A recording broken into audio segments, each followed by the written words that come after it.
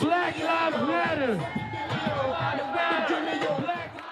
Growing support for the Black Lives Matter movement transferred from the streets to the ballot boxes. This year's election will see a record number of Black and brown candidates running for office, and it's likely to lead to the most diverse Congress ever. I'm running because I'm passionate about equity and justice. I'm passionate about healthcare and making sure that everybody has access to the care that they need.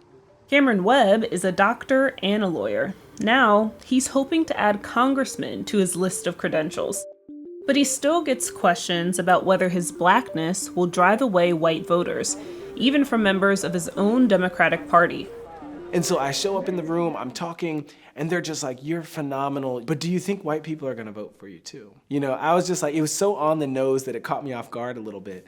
And the first thing I said, I was like, well, you know, white people like me too. We spoke to two candidates running for House seats to understand what it's like to run for office while Black. So why am I here today? Why am I running for Congress? Well, you all know the reasons why.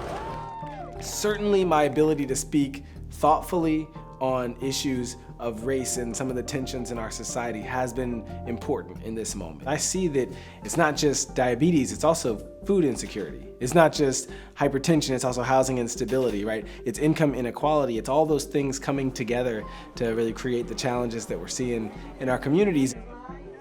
Cameron is hoping to beat Republican candidate Bob Good in Virginia's 5th District, which hasn't elected a Democrat in more than a decade. If he wins, Cameron will be the first Black man to hold the seat, which is significant. While Congress is the most diverse it's ever been, currently Black men and women make up less than 10% of it. I think we have a district that's pretty diverse. We have 20% nearly of the district that's African American, and yet the district's only been represented by white men throughout its history. Ultimately, Cameron says he makes a point to connect with everyone.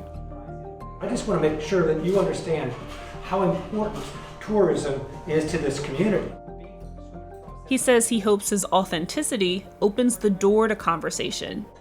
So I'll say, you know, I'm a doctor and lawyer and professor. People look at me and they're like, you look 12 years old. And that's when I'll cut through the air and I'll say, well, you know, Black don't crack. And then they're just like, wait a minute, what just happened here? And the reason why I do it is because I'm like, I'm just as authentically Black. I'm bringing you the language and the colloquialisms from my community. My name is Desiree Tims. I'm a DCCC Red to Blue candidate running for Congress. Desiree Tims is also running for Congress and makes dozens of calls to donors and supporters every day. She's running a contested race against Republican candidate Mike Turner, who's serving his 9th term in Congress. If elected, she would be the first Black person and woman to win Ohio's 10th district. People in my community have had the same representation or lack thereof for decades, and it's time for fresh blood. A 2014 study shows Black women face negative perceptions when running regarding their personality, leadership ability, and competence. But Desiree says that doesn't stop her. I bring my whole self to the campaign trail everywhere I go because I'm going to bring my whole self to Congress. While it's been a critical year for Black issues, none of it is new for Desiree and many others. I protested for Trayvon Martin. I protested for Mike Brown. I protested for Tamir Rice. I protested for John Crawford. I protested for Kylan English. I've protested. This is what democracy looks like.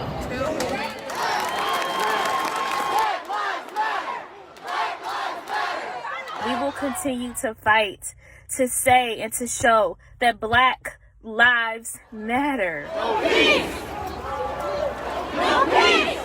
When I talk to Black women and Black mothers who have lost their children to injustices that have occurred in our country, I let them know that I am them.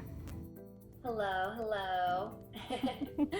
Thank you guys so much for having me here today. Both Cameron and Desiree also represent candidates of color who have won primary elections in districts with more white residents than minorities.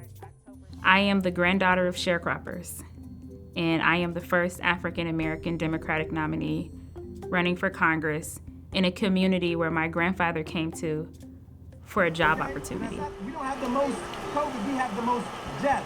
It is so important for us. We always talk about having the blood of our ancestors pumping through our veins. It's a very real thing. It's that idea that we're carrying that history, that legacy with us in every space that we go. That's what my parents taught me. That's what I try to teach my kids. I think that it's a legacy that's very much so an American legacy, but it's very much so an African American legacy too.